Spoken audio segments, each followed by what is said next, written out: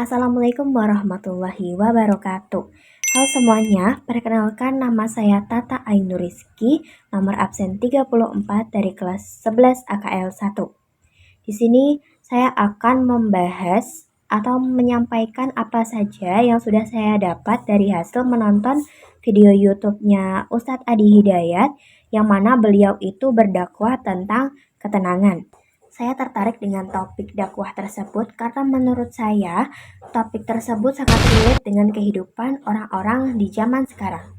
Pernah nggak sih kalian itu merasa nggak tenang saat sedang sendiri, diam, tapi pikiran terasa berisik, hati gelisah, cemas, dan juga was-was?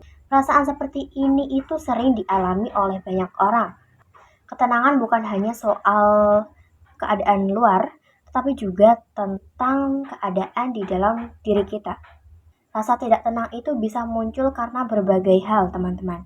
Salah satunya yaitu berbuat maksiat atau berbuat dosa. Sesuatu yang membuat hati gelap dan jauh dari kebaikan.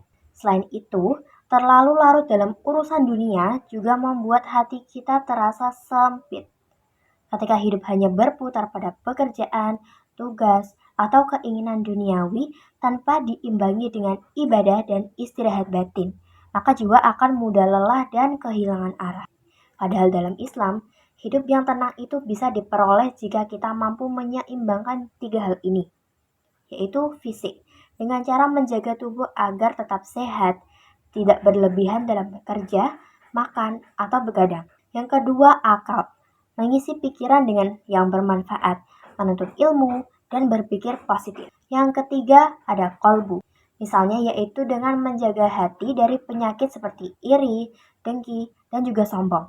Ketenangan sejatinya itu berasal dari hati. Kalau hati kita gelisah, pikiran pun ikut kacau. Bahkan seseorang yang sehat dan cerdas pun bisa merasa tidak bahagia jika hatinya kotor oleh penyakit hati.